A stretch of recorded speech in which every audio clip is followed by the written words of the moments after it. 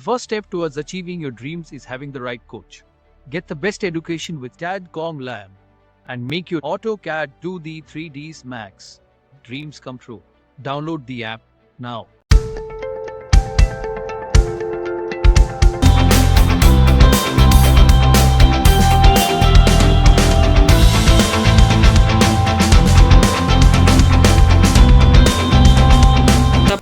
सबसे पहले चीज़ तो मैं एक बार फिर से रिपीट करूँगा कि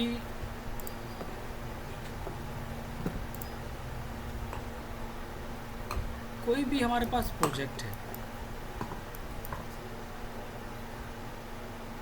वॉल बनाना कोई डिफ़िकल्ट टास्क नहीं है। ऑफसेट लेके वॉल को बनाना है, सारी वॉल्स को क्रिएट करना है, उसके बाद उसमें डोर एंड विंडोज़ को लगाना है। उसका तरीका क्या होता है मैं एक बार फिर से रिपीट करता हूँ। सबसे पहले तो आपको जहाँ पर जितने साइज़ का डोर लगाना है उतना ऑफसेट करके आप छोड़ देंगे। आपने ऑफसेट लिया, डोर का उतना पर्टिकुलर एरिया आपने वहाँ से छोड़ दिया। हमने जो कैड ब्लॉक सेंड करे हैं सभी लोगों को, वो कैड ब्लॉक ओपन करने पे एक फोल्डर आएगा डोर का। हमने ओपन करा, एक सिंपल सा डोर सेलेक्ट करा, राइट क्लिक करके, सॉरी राइट क्लिक नहीं, कंट्रोल C कॉपी, अपने प्रोजेक्ट में आके कंट्रोल V पेस्ट। मैंने क्या बताया था कि एक कमांड मैंने लास्ट क्लास में एक्सप्लेन करा था, SC एंटर। सबसे पहले तो हम इस डोर के साइज़ को सेलेक्ट करके SC एंटर करके छोटा करेंगे। दोबारा से डोर को सेलेक्ट करने के बाद SC एंटर, एक पॉइंट देंगे। जैसे पॉइंट क्लिक करेंगे नीचे मैसेज आएगा, मैंने लास्ट क्लास में भी एक्सप्लेन करा है, रेफरेंस का ऑप्शन आएगा। रेफरेंस पे क्लिक करने के बाद डोर का पहला पॉइंट, लास्ट पॉइंट, फिर नीचे एक मैसेज आएगा पॉइंट का। पॉइंट पे क्लिक करके जितनी ओपनिंग है हमारी, फर्स्ट क्लिक, सेकंड क्लिक, जैसे ही हम डोर लगाएंगे डोर हमारा वहाँ पर आ जाएगा। सबसे पहले हमने उस डोर को सेलेक्ट करा, जो डोर को हमें लगाना था, control C copy, control V paste. Practice बहुत करना पड़ेगी क्योंकि बेसिक चीज़ें अगर छोटी छोटी लेके चलेंगे तो बहुत टाइम हो जाएगा। तो इन चीज़ों को थोड़ा सा कंट्रोल करना पड़ेगा, प्रैक्टिस देना पड़ेगी। सेलेक्ट करके SC एंटर, पॉइंट देने के बाद R enter, first click, second click, P enter करके जहाँ पर जितने साइज़ का डोर लगाना है वहाँ पर पॉइंट दे देंगे, पहली ओपनिंग, लास्ट ओपनिंग, और डोर को पकड़ के मूव करा देंगे। डोर हमारा होना चाहिए लेयर के ऊपर, सारे डोर को लेयर पे पुट कर देंगे। विंडो लगाने का प्रोसेस बहुत ही सिंपल हमने बताया था कि जहाँ पर विंडो लगानी है आप उतना एक मिड पॉइंट लेके जितना साइज़ आपको ड्रॉ करना है आप उतना साइज़ इक्वल ऑफसेट लेके वहाँ पर छोड़ देंगे और एक रेक्टेंगल ड्रॉ करके ड्रॉ कर देंगे। ये ओपनिंग हमारी विंडो की है, तो ये हमारी विंडो की लेयर पे रहेगा। डोर का टैग लगाने के लिए हमने टेक्स्ट बताया था, ये सिंपल है, टेक्स्ट और सर्कल लेके बनाना है। जहाँ पर हमारे पास विंडो होगी तो हम वहाँ पर टेक्स्ट कर देंगे W1 या W2। जहाँ पर हमारे पास डोर होगा वहाँ पर डोर का टैग आ जाएगा। सेम साइज़ का डोर होगा तो सेम टैग आएगा, और अगर साइज़ में डिफरेंस होगा तो टैग चेंज हो जाएगा D2 के नाम से। ये प्रोसेस पूरे प्लान में लेके चलना है, wall, door, window, text. Columns के लिए मैंने बोला था आप एक रेक्टेंगल ड्रॉ करना, कहाँ पर लगेगा, कितने बाई कितने का लगेगा, कोई बात नहीं, पहले अभी सिर्फ लगाने की प्रैक्टिस करो, उसको प्लेस करने की प्रैक्टिस करो। यहाँ पर एक कॉलम दे दिया, इसे कॉपी करके यहाँ पर ले आए। मैंने क्या बोला था कि जो भी हम कॉलम्स बनाते हैं GD एंटर करके ग्रेडियंट शेड्स लेते हैं, सेम कलर, और उसके अंदर लाइन ड्रॉ कर देते हैं ताकि सेंटर लाइन ड्रॉ करने में दिक्कत ना आए, और उसी का एक ब्लॉक बना दो बी एंटर करके, सिंपल सी बात है, कॉलम के नाम से। Select object, pick point, okay. अब मैं इसी को जहाँ जहाँ हमारे पास कॉलम्स की पोजीशन होगी उसको सेलेक्ट करके कॉपी करूँगा। फिर हमने डिसाइड करा यहाँ से मैं इसको फिर कॉलम को कॉपी करूँगा, इस पॉइंट से उठा के कहाँ रखना है मैंने डिसाइड करा, ठीक है मैं यहाँ पर दे दूँगा एक कॉलम। तो अभी प्रैक्टिस करने के लिए चीज़ों को थोड़ा सा, एक मैंने यहाँ दे दी पोजीशन, दूसरी मैंने इस लास्ट में दे दी, फिर यहाँ पर लेके आए, एक पोजीशन सबने यहाँ पर ले ली इसकी, इसको पॉइंट टू पॉइंट मूव कराया, फिर कॉपी करा, कॉपी करके फिर हमें जहाँ पर रखना है वहाँ पर हमने मूव कराया। नोट्स में हमने शेयर करा था कि कितनी कितनी डिस्टेंस पे क्या क्या लगेगा, एंड मूव।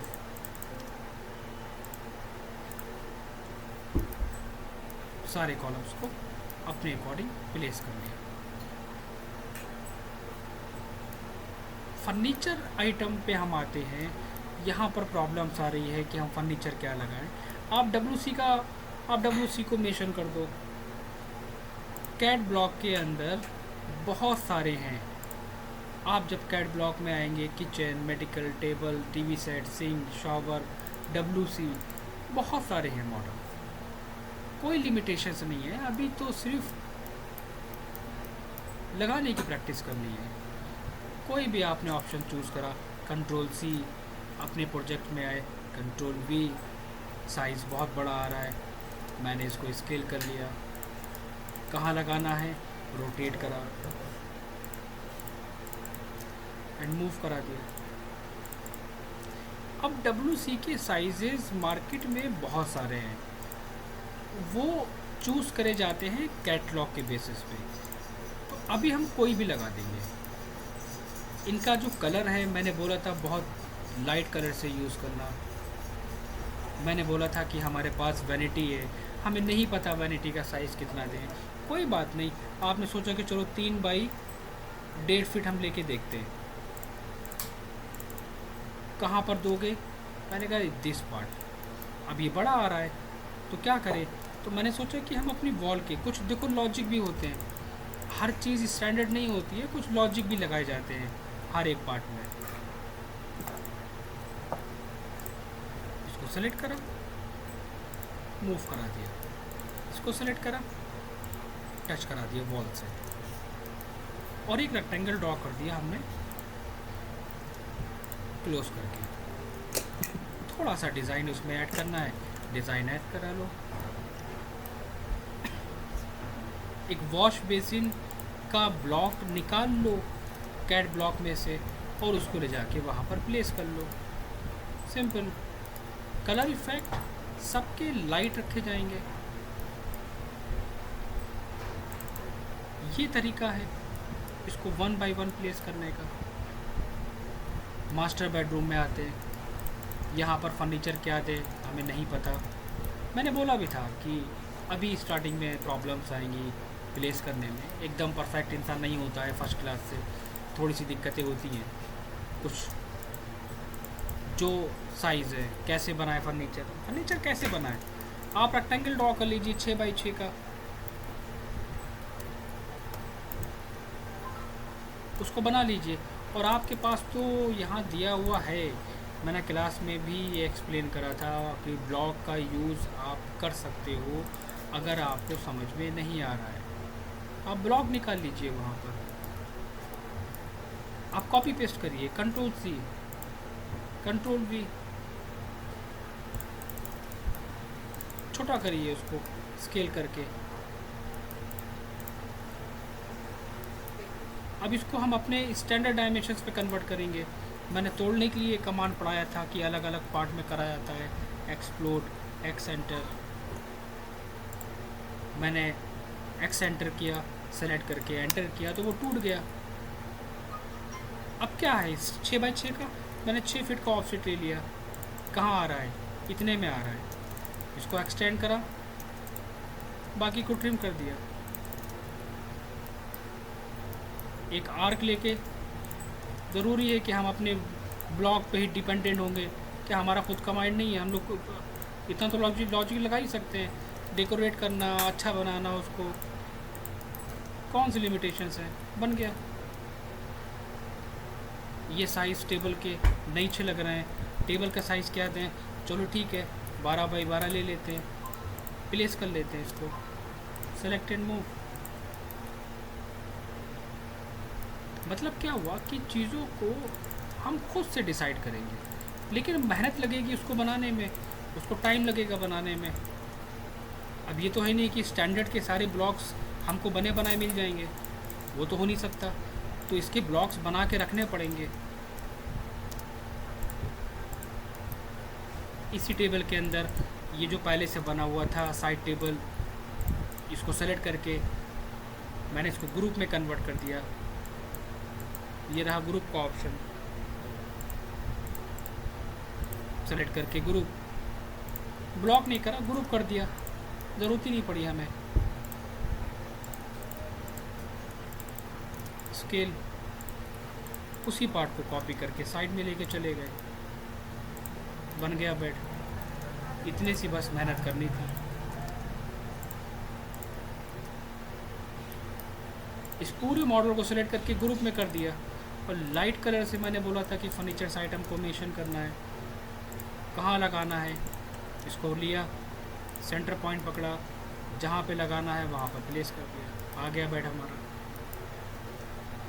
अब यहाँ पर हमारे पास क्या है, वार्डरोब है, वार्डरोब दी है हमने, वार्डरोब दी है हमने कम से कम 1.5 फीट की डेप्थ के साथ, तो हमारे पास स्पेस वहाँ कम बचेगा। तो हमने लॉजिक क्या लगाया कि इधर तो स्पेस हमें इधर मूव करा देंगे, तो इधर स्पेस मिल जाएगा और इधर स्पेस मिल जाएगा। हमने ब्लॉक यूज़ करा ताकि सीटिंग वगैरह के लिए हम कुछ एक्स्ट्रा आइटम्स दे सकें। हमारे पास यहाँ पर टीवी यूनिट होनी चाहिए, बनेगा, ठीक है, मैं 1/6 लेके देखूँगा साइज़ कितनी लूँ। अब ये हमारी वॉल की लेंथ के ऊपर है, तो हमारा जो बेड का साइज़ जहाँ तक कवर हो रहा है मैंने वहाँ तक उसको कवर कर लिया। उसको हमने टॉप सेक्शन से कोई भी डिज़ाइन बना लिया, चलेगा, कुछ भी बना के मेंशन कर लिया, टेक्स्ट कर दिया, सामने वाला समझ जाए कि ये क्या है, और एक हैचिंग कर दी उसके अंदर, थोड़ा सा ये सॉलिड लगे पार्ट हमारा।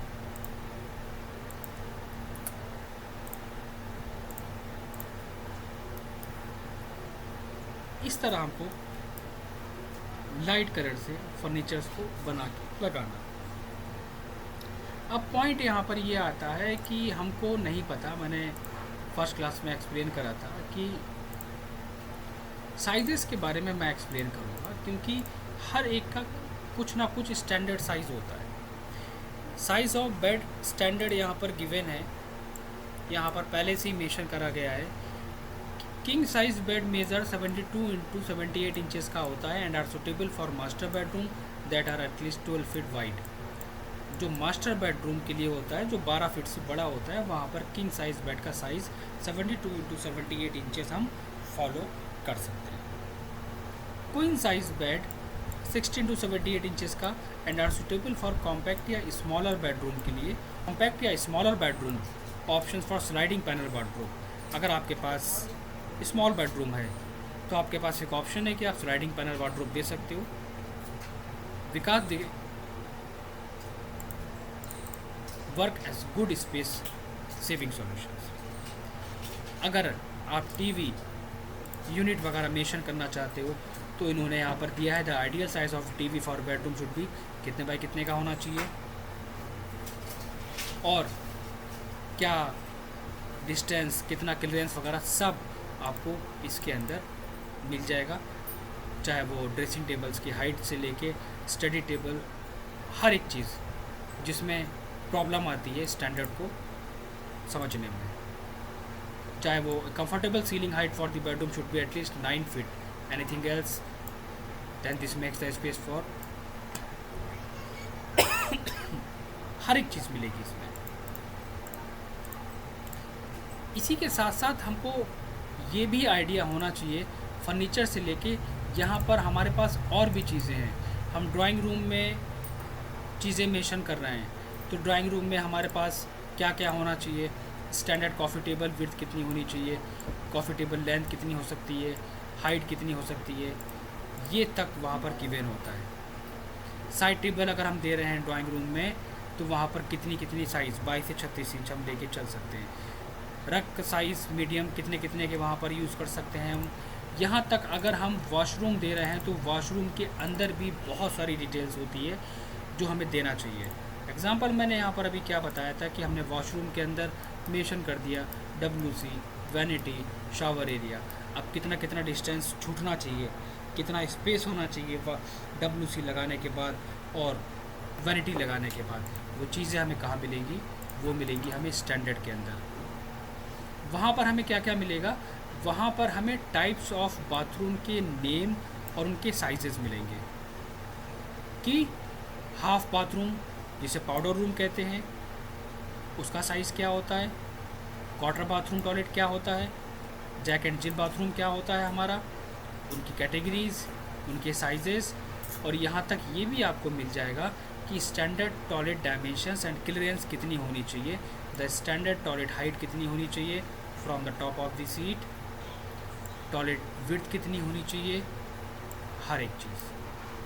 आपका क्लियरेंस कितना होना चाहिए वो भी आपको स्टैंडर्ड मिल जाएगा कि यहाँ पर बोला गया है the standard toilet clearance 15 inch 30 से 38 centimetre from the centre of the toilet bowl to the nearest wall या object and it is 21 inches from the front of the toilet this wall. कितना ए सेक्शन हमारा है ये, B section हमारा कितना wall से छोड़ा गया है 24 इंचेस, सी सेक्शन हमारा छोड़ा गया है 12 इंचेस और फ्रंट वाले पार्ट से हमारा कितना लिया गया है पार्ट वो।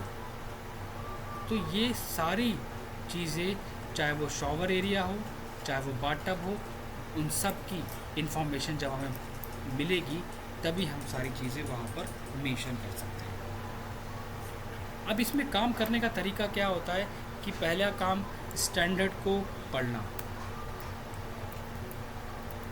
स्टैंडर्ड डायमेंशंस को स्टडी करना।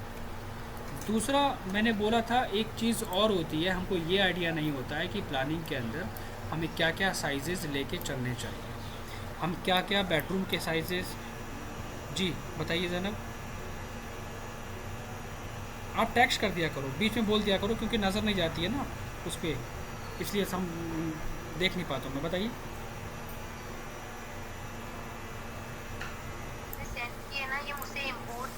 ये तो मैं आपको अभी बता दूंगा, ये तो मैं अभी क्लास ख़त्म करके आपको मैं खुद ब खुद एक्सप्लेन कर देता। Okay sir. ठीक है, वो भी मैं एक्सप्लेन कर दूंगा। ठीक है, तो ये स्टैंडर्ड यहाँ पर आता है। दूसरा पॉइंट यहाँ पर आता है कि स्टैंडर्ड डायमेंशंस के साथ साथ इसमें एक पॉइंट और होता है जिसे कहते हैं बिल्डिंग बायलॉज। ये सब चीज़ें एक्चुअली प्रैक्टिस मांगती है। अब काम करने का मतलब यहाँ पर क्या हो गया कि प्लानिंग पे अगर आपको काम करना है तो आपके पास स्टैंडर्ड ब्लॉक्स बने होने चाहिए, उनको बना के रखिए आप, क्योंकि हम 50-55 मिनट हम सिर्फ गाइड कर सकते हैं, लेकिन उसके बाद काम आपका होता है कि आप कितना आउटपुट दे रहे हो सॉफ्टवेयर को, कितना टाइम दे रहे हो।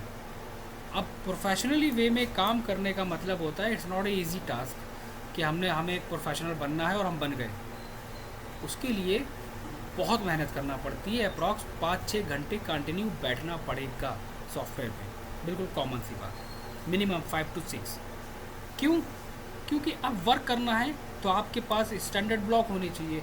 स्टैंडर्ड ब्लॉक किसी के पास नहीं होते, वो बना के रखते हैं कि 6x6 का बेड, 7x7 का बेड, 6x8 का हमने बना लिया, 7x7 का बना लिया, 8x8 का बना लिया, हमने टीवी यूनिट रख लिया अपने पास बना के। यहाँ पर अलग अलग स्टैंडर्ड साइजेस फर्नीचर्स के रख लिए हमने, 6 सीटर के अलग बना के रख लिए ब्लॉक हमने।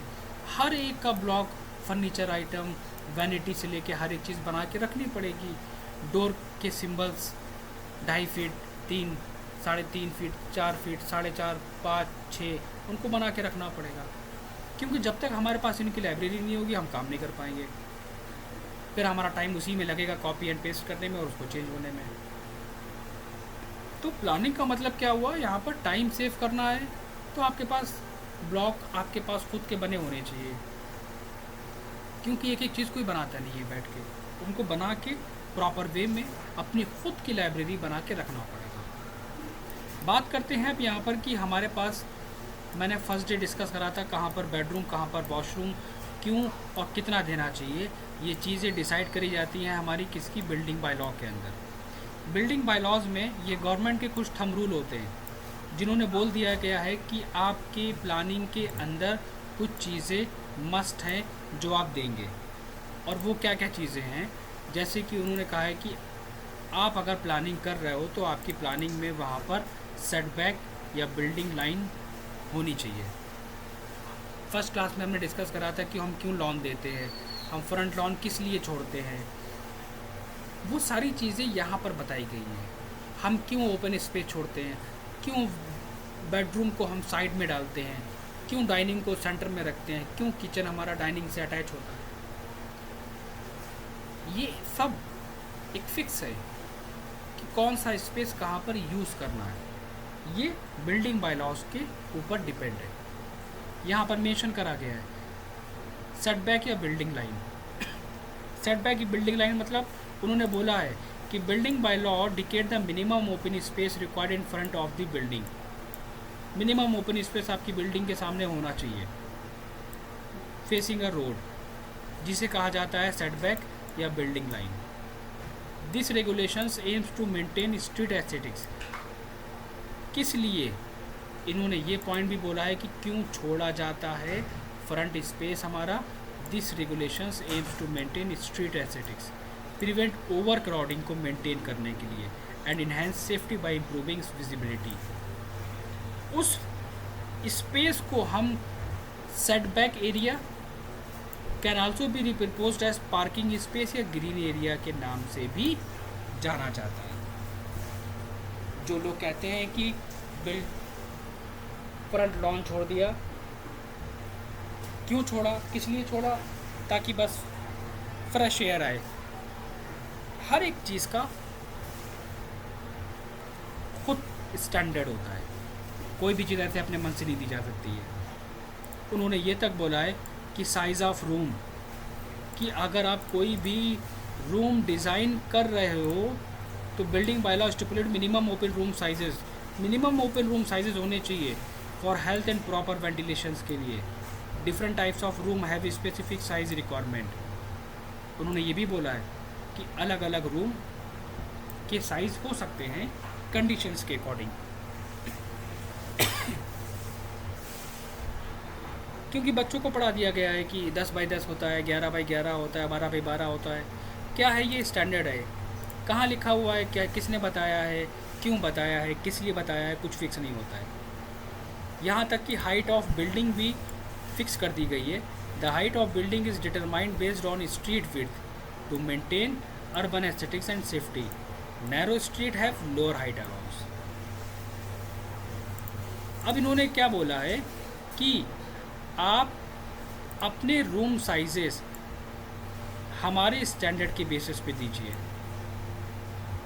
उन्होंने बोला standard size of room in residential building, drawing room या लिविंग रूम। अब क्या बोला उन्होंने, drawing room should be located in the middle of the building. मैंने नहीं कहा, ये गवर्नमेंट के थ्रू रूल है, उन्होंने चीज़ें पहले से ही फिक्स कर दी हैं कि प्लानिंग को का प्रोसेस क्या है और प्लानिंग किस वे में करी जाएगी। Middle of the building and should be connected to the front veranda and dining place. It should be well lighted and ventilated. और इसका साइज़ हम फॉलो कर सकते हैं ड्राइंग रूम का 14 to 16 के बीच में और 18 to 24 के बीच में, बाकी डिपेंडिंग ऑन दी कंडीशंस। जो रिक्वायरमेंट तो बात की बात है, जो स्पेस होगा हमारा उसके बेसिस पे। बेडरूम कहाँ पर देना चाहिए किसी को नहीं पता। बेडरूम के लिए भी फिक्स कर दिया गया है कि bedroom should be so located that they are well ventilated at the same time provide privacy का भी ध्यान रखना पड़ता है। कहाँ पर हमें देना चाहिए bedroom? Generally they should be located on the side of the building के साइड में दिया जाता है, सभी को पता है। So that at least one wall expose for good ventilation, ताकि हम प्रॉपर वेंटिलेशन वहाँ पर ऐड कर सकें। अब प्रॉपर वेंटिलेशन वहाँ पर ऐड कर सके का मतलब क्या होता है? अगर हम अपनी प्लानिंग को देखें, बिल्डिंग के साइड में है, प्रॉपर वेंटिलेशंस का मतलब हमने यहाँ पर विंडो दे दी, इसे कहते हैं प्रॉपर वेंटिलेशंस। तो रूल्स रेगुलेशंस के साथ प्लानिंग करी गई है, एक एक पॉइंट को रख के। और इसी के साथ उन्होंने ये भी बताया है कि स्टैंडर्ड साइज़ ऑफ बेडरूम आप 10 से 12 फीट और 14 से 16 के बीच में ले सकते हैं। जनरली अगर क्वेश्चन करते हैं किसी बच्चे से, बेडरूम का साइज़ 10 बाई 10 से शुरू होता है, 12 बाई 12, 12 बाई 14, 12 बाई 16, कहाँ पढ़ा? बस होता है, या ऑनलाइन पढ़ा या गूगल से पढ़ा, या बहुत हुआ ऑटोकैड जहाँ से सीखा था हमने कोचिंग सेंटर से, वहाँ के सर ने पढ़ा दिया। क्यों पढ़ाया, क्यों होता है, किस लिए होता है, किसके बेसिस पे होता है, क्यों चूज़ करते हैं, जो एक फैक्ट होता है, जब तक वो सामने नहीं आता तब तक चीज़ें बेकार हैं। जो बेस वो बहुत इम्पोर्टेंट है, चीज़ें कहाँ से ली गई हैं। गेस्ट रूम के बारे में इन्होंने एक्सप्लेन करा है यहाँ पर, ऑफिस रूम के बारे में, डाइनिंग रूम के बारे में, किचन के बारे में इन्होंने एक्सप्लेन करा है।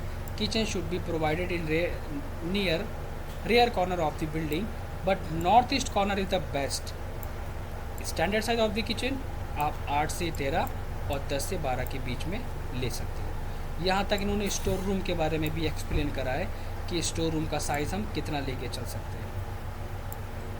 हर एक चीज़, हर एक साइज़ फिक्स कर दिया गया है, बाथरूम से लेके WC, और आपको यहाँ पर हर एक साइज़ मिल जाएगा और आप उसी के बेसिस पे ईज़िली प्लानिंग कर सकते हैं। ये होता है प्लानिंग का बेस कि क्यों, कितना और कहाँ लेना चाहिए। हर एक चीज़ बिल्डिंग बाय लॉ के बेसिस पे, हर एक चीज़। उन्होंने यहाँ पर ये भी एक्सप्लेन करा है कि जो प्लिंथ हाइट है वो हम कितनी लेके चल सकते हैं। हमारी जो पैरापेट वॉल है, हम पैरापेट वॉल कितनी लेके चल सकते हैं, यहाँ तक कि हम सीलिंग हाइट को कितना फॉलो कर सकते हैं। वैसे तो आजकल जो कॉमन चल रहा है वो एक अलग है, लेकिन जो चीज़ गवर्नमेंट की बुक में मेंशन्ड है, PWD की बुक में मेंशन है, वो एक अलग चीज़ है, क्योंकि उसी के अकॉर्डिंग गवर्नमेंट काम करती है और उसी के बेसिस पे वो अपने कॉन्ट्रैक्ट फाइनल करती है। Parapet wall should not be less than 0.6 and not more than 1.2 metre. इसी के साथ उसमें बहुत सारी कंडीशंस भी ऐड है। बात यहाँ पर ख़त्म नहीं होती है। प्लानिंग का मतलब यहाँ पर ये नहीं हुआ कि हमने रूल्स रेगुलेशंस फॉलो कर लिए, स्टैंडर्ड पता चल गया, वेंटिलेशन क्या होना चाहिए ये पता चल गया, कहाँ पर क्या चीज़ें होनी चाहिए ये पता चल गया, लेकिन हमें ये नहीं पता चला कि बेडरूम किस डायरेक्शन में होना चाहिए। हमें ये नहीं पता चला कि कौन सा एरिया कहाँ पर होना चाहिए, क्योंकि ये हमें गवर्नमेंट की बुक में नहीं मिलेगा। वो हमें कहाँ मिलेगा? वो मिलेगा हमें वास्तु के अंदर। ये सारी चीज़ें वास्तु में एक्सप्लेन करी गई हैं, क्योंकि प्लानिंग हमारी पहले दिन ख़त्म नहीं हुई थी, प्लानिंग हमारी पहले दिन शुरू हुई थी। अब वास्तु ने यहाँ पर क्या एक्सप्लेन करा है? अब वास्तु ने यहाँ पर ये बताया है कि ठीक है, आपने स्टैंडर्ड साइजेस तो अपने फॉलो कर लिए, लेकिन आपको कुछ चीज़ें हमारी भी लेके चलना पड़ेंगी, क्योंकि आज के टाइम में वास्तु बहुत इंपॉर्टेंट है, जो फैक्ट है। हर एक क्लाइंट सिर्फ वास्तु के बेसिस पे काम मांगता है, चाहे वो इंटीरियर डिज़ाइनिंग हो तो वास्तु के बेसिस पे, फर्नीचर वगैरह मेंशन करना हो तो वास्तु के बेसिस पे, कलर वगैरह मेंशन करना हो तो वास्तु के बेसिस पे, एक्सटीरियर के कलर कॉम्बिनेशंस भी वास्तु के बेसिस पे, डेकोरेटिव आइटम से लेके छोटी छोटी चीज़ों से और बड़े बड़े ऑब्जेक्ट तक वास्तु इस्तेमाल किया जाता है। तो इन्होंने वास्तु में कुछ पॉइंट है, वैसे तो बहुत कुछ है पढ़ने के लिए, मैं शेयर करूँगा, सभी लोग इसकी स्टडी करेंगे। इन्होंने बोला है कुछ पॉइंट, लेकिन अब इसका एक पॉइंट और भी है, कुछ नेगेटिव और कुछ पॉजिटिव। अब ज़रूरी नहीं है कि हम वास्तु को फॉलो करें, बहुत सारी कंडीशन में वास्तु फॉलो नहीं कर सकते, कुछ कंडीशन में फॉलो कर सकते हैं। Door of each room should be facing east, सारे रूम की डोर की फेसिंग ईस्ट होनी चाहिए। Bedroom should be in south and west, placement of mirror on south and west wall are inauspicious. Puja room should be in north east and all idols and photograph should be facing east या west. अगर हम washroom design कर रहे हैं तो मुझे पता होना चाहिए toilet seat should be in north south only, it should not be in east west. अब इन्होंने बोला है कि big tree should not be grown in north या east, they should be in south या वेस्ट। कंडीशन है but पक्का नहीं है कि हम इसको फॉलो करेंगे, ये इंपॉर्टेंट है। Face east while cooking, west is allowed if there is no alternative, but never face south while cooking. कुछ पॉइंट वास्तु के फॉलो करने वाले हैं और कुछ पॉइंट फॉलो नहीं करने वाले। The cupboard in the wall should be in south या west part direction of the house. There should be no water body in front of any entrance door of the house. अब इन्होंने कुछ चीज़ें बोली हैं। No TV and computer should be keeped actually opposite to the bed. After switching off the TV or computer monitor, the screen shows the reflection of bed. It is a bad indications. अब आज के time में bedroom के में bed के सामने अगर TV unit नहीं है तो बेकार है। अब इन्होंने डायरेक्टली मना कर दिया, फॉलो नहीं कर सकते हम इस चीज़ को। इन्होंने कहा है कि avoid TV set in bedroom, किसी भी कंडीशंस में हो ही नहीं सकता। तो कुछ पॉइंट हम इनके फॉलो कर सकते हैं, कुछ पॉइंट हम फॉलो नहीं कर सकते हैं, ये मजबूरी है। Children bedroom, bathroom and staircase should be at north west corner. Cupboard या shelf for all the room should be for west side या south side wall. The door for master bedroom should be at east side. Main gate entrance should be at north east corner.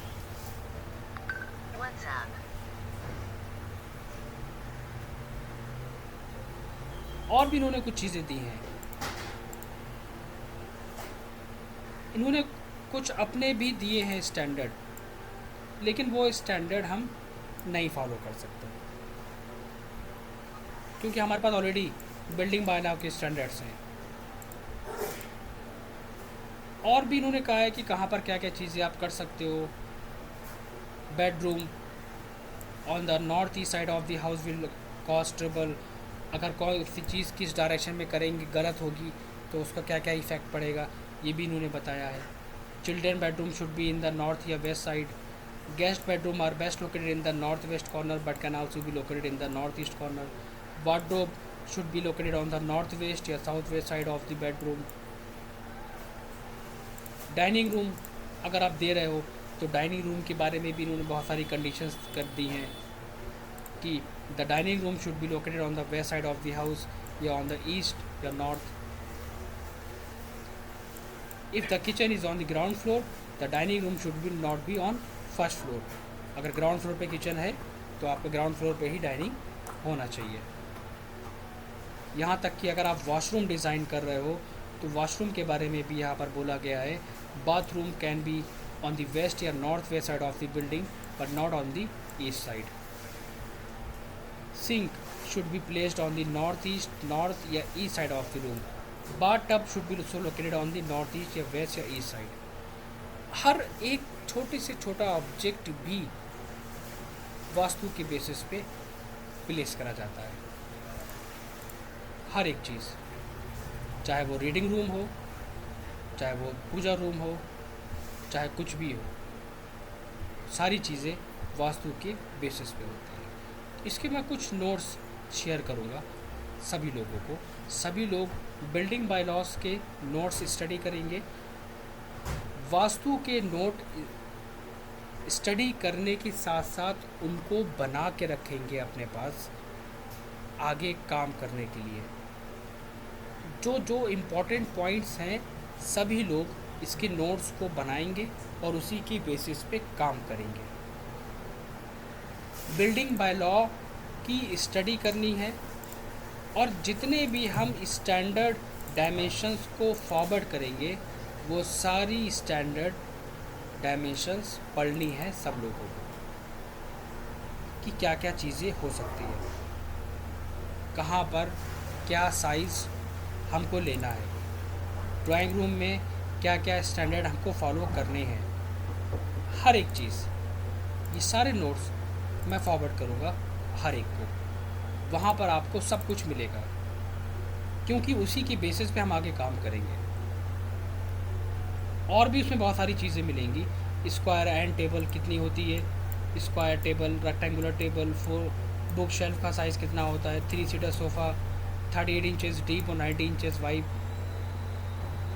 Dining room के furnitures वगैरह आपको वहाँ पर मिलेंगे, हर एक चीज़ मिलेगी। किचन फर्नीचर्स आइटम्स आपको मिलेंगे वहाँ पर, dining table, round dining table, counter height tables, bar height table, coffee table, kitchen furnitures सब वहाँ पर गिवन है।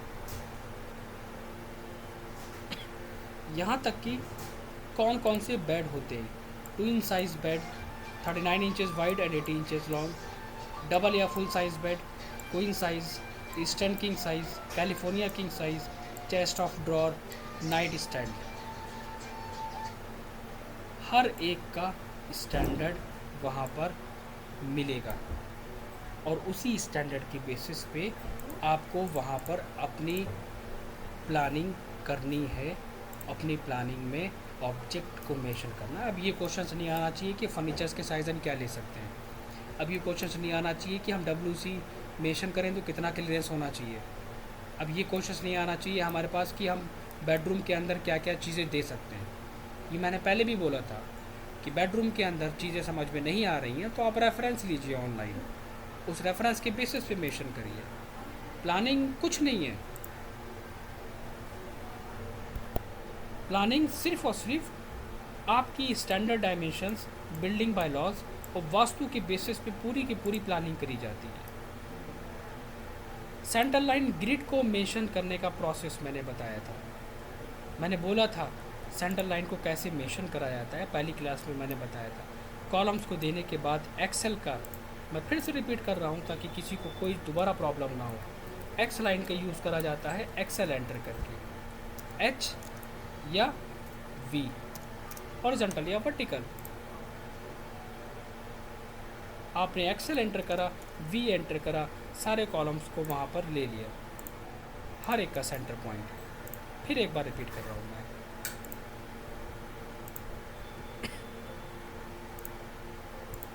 उसके बाद Excel enter, H enter, horizontal लिया जाता है सारे कॉलम का सेंटर पॉइंट।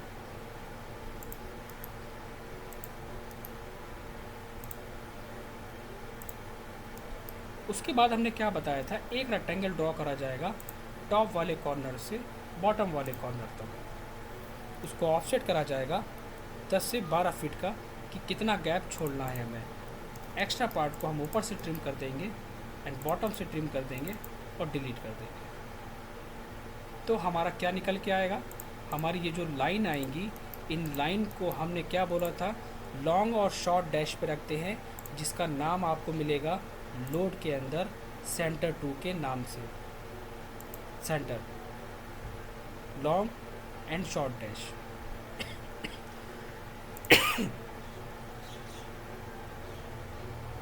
और बाकी पार्ट को डिलीट कर दिया जाएगा।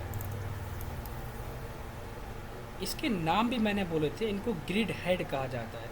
सिंपल सा, इसमें भी कोई डिफ़िकल्ट टास्क नहीं है। आप एट्रीब्यूट का यूज़ भी कर सकते हो, आप एम्प्टी का यूज़ भी कर सकते हो। पहला पॉइंट, दूसरा पॉइंट, वहाँ पर नंबर आप डाल दो 01। फॉन्ट मैंने बताए थे, एक एक पॉइंट को, क्योंकि ये चीज़ें एक्चुअली सिर्फ प्रैक्टिस मांगती है, सिर्फ प्रैक्टिस। मैं इनको 10 बार भी अगर एक्सप्लेन करूँगा, लेकिन आप जब तक इसकी प्रैक्टिस नहीं करोगे आप, तो ये बेकार है। उन्हीं को कॉपी कर दिया, तो ये क्या बन गया? Grid head. सेक्शन का सिंबल मैंने बताया था। अब सेक्शन का सिंबल बनाने में अगर प्रॉब्लम आ रही है किसी को, ठीक है, आपने ये बनाया, मैंने बोला था क्या कि सेक्शन लाइन यहाँ पर किस नाम से होती है? ACAD ISO 10W100। आपको नहीं आ रहा है, आप लोड पे जाओ और यहाँ पर सर्च कर लो, ये आ गया ACAD ISO 10W100। क्या करा उसको हमने? उसको कन्वर्ट कर दिया हमने उसी डॉटेड लाइन में। सिंबल बनाने के लिए हमने बोला था थोड़ा अच्छा बनाना,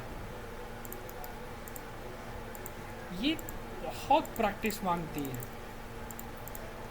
इसमें कुछ नहीं है बेसिक, ओनली प्रैक्टिस। जितनी प्रैक्टिस करोगे चीज़ें उतनी क्लियर होंगी।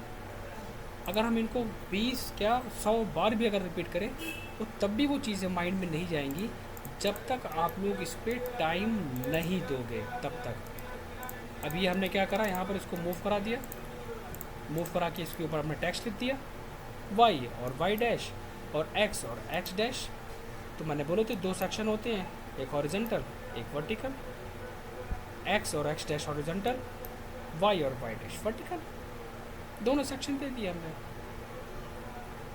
डायमेंशंस निकालने का प्रोसेस बताया था कि पहले आउटर डायमेंशंस फिर इनर डायमेंशंस, डी एंटर करके आप यहाँ पर न्यू पे जाएंगे। एक बार फिर से रिपीट कर देता हूँ, डी एंटर, न्यू, आपने नाम डाला आउटर डायमेंशंस, कंटिन्यू पे क्लिक करा। यहाँ पर प्राइमरी यूनिट हमने लिया आर्किटेक्चर, मैंने बोला तो सिर्फ अभी इतनी चीज़ें बस मेंशन करनी है। टेक्स्ट पे आए, टेक्स्ट की हाइट आप कितनी लोगे? 5, 6, 7 इंचेस अपनी ड्राइंग की बेसिस पे। एरो का साइज़ भी 6 इंचेस। लेकिन मैंने बोला था कि टेक्स्ट के अंदर यहाँ पर आएगा टेक्स्ट स्टाइल, आप इसका साइज़, इसका फॉन्ट अच्छा लेके चलना। इसी के साथ फिर न्यू, फिर इनर डायमेंशंस। तो मल्टीपल डायमेंशंस पहले से बना के रख लो ताकि बार बार बनाने की ज़रूरत ना पड़े। इतनी चीज़ें, जब इतनी चीज़ें हम धीरे धीरे बनाते हैं, हम वॉल बनाते हैं, हम डोर लगाते हैं, हम विंडो लगाते हैं, हम कॉलम देते हैं, हम सेंटर लाइन देते हैं, हम टेक्स्ट करते हैं, टेक्स्ट के साथ फर्नीचर देते हैं, प्लान हमारा ऑटोमेटिक डिटेल निकल आता है। अब इस ओवरऑल प्रोसेस में मुझे कोई ऐसी चीज़ बताओ जो समझ में नहीं आ रही है। ज़ैनब, एनालिया,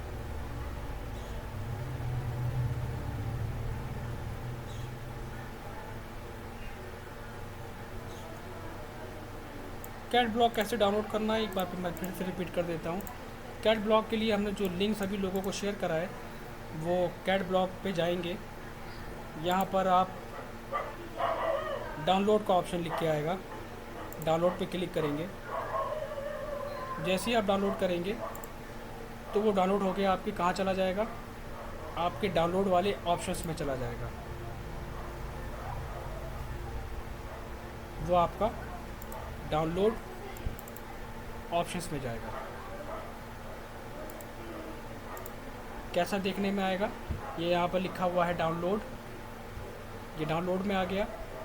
ये हमारा फोल्डर है, इस पर राइट क्लिक करा, यहाँ पर लिख के आएगा एक्सट्रैक्ट फाइल,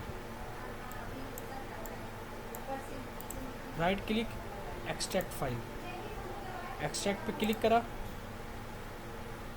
वो पूरा का पूरा फोल्डर अनजिप हो जाएगा, ये खुल के आ जाएगा फोल्डर। इस फोल्डर को ओपन करना है और यहाँ के आपको सारे फोल्डर्स इसके अंदर मिल जाएंगे। इतना करके सभी लोग देखना, फिर भी समझ में ना आए तो मुझे बताना, मैं दोबारा से रिपीट कर दूँगा। जी बताइए। ये क्लियर हो चुका। और ये जो लेयर्स वाले ना, वो कैसे इंपोर्ट करना है वो फाइल को क्या इसमें ऑटोकैड में, वो भी बता दो। ये तो मैंने बताया था आप लोगों को क्लास के अंदर। LA एंटर करने के बाद यहाँ पर ऑप्शंस मैंने पढ़ाया था लेयर स्टेट मैनेजर का, ये यहाँ पर दिया हुआ है लेयर स्टेट मैनेजर। ओके करके यहाँ पर इंपोर्ट दिया हुआ है, ये रही लेयर, इसको ओपन कराया, replace, okay, layer automatic import हो जाएगी। सर मैं ट्राई कर रही हूँ ना, मेरे इसमें नहीं हो रहा है। वो इसलिए नहीं हो रहा है क्योंकि आप गलती क्या कर रहे हो, वही गलती कर रहे हो जो हर एक बच्चा गलती करता है। मैंने उसमें एक बहुत इंपॉर्टेंट पॉइंट एक्सप्लेन करा था कि आपकी फाइल ऑफ टाइप क्या लगी हुई है, आपने ये नोटिस नहीं करा होगा। आपकी फाइल ऑफ टाइप वहाँ पर लगी होगी सिर्फ और सिर्फ DWG, और आप ढूंढ रहे होगे वो आपको लेयर नहीं मिल रही होगी। ठीक है सर, चेक करती हूँ एक बार, फिर बताती हूँ आपको। .las आप रिकॉर्डिंग को फिर से ओपन करिएगा, जो मैंने फॉरवर्ड करी है उसको पॉज करके देखिएगा कि मैं किस किस ऑप्शन पे क्लिक कर रहा हूँ, है ना। और उस लेयर को डेस्कटॉप पे सेव करके पहले रख लीजिएगा, उसके बाद उसको ओपन कराइएगा। बताइए आलिया। हेलो। जी। हाँ सर, PDF आज मिल जाएंगी क्या हमको? कौन सी PDF? सर जो अभी आप पढ़ा रहे थे हमको। बिल्कुल मिल जाएगी आपको, सभी बच्चों को मिलेगी ग्रुप में। ओके ओके, ठीक है सर। ठीक है, बाकी सारी चीज़ें मैं फॉरवर्ड करता हूँ। कोशिश करिए इसको कंप्लीट करने की, क्योंकि नेक्स्ट क्लास में हम एलिवेशन स्टार्ट करेंगे। जो भी डाउट्स वगैरह हैं, जो भी कन्फ्यूज़न है, सभी लोग हमसे व्हाट्सएप पे पूछ लेना, मैं क्लियर कर दूँगा। छोटा प्लान बनाओ, लेकिन अच्छा बनाओ, बड़ा बनाने की ज़रूरत नहीं। अब मैं नहीं कहता हूँ कि टाइम नहीं है, अगर कोई बात नहीं, आप छोटा ले लो, आप 600 स्क्वायर फीट का ले लो, आप 800 स्क्वायर फीट का ले लो, कोई दिक्कत नहीं। लेकिन काम करो, चाहे छोटे प्रोजेक्ट पे काम करो, चाहे बड़े प्रोजेक्ट पे काम करो, लेकिन उस पर वर्किंग करो, वो ज़्यादा इम्पोर्टेंट है हमारे लिए।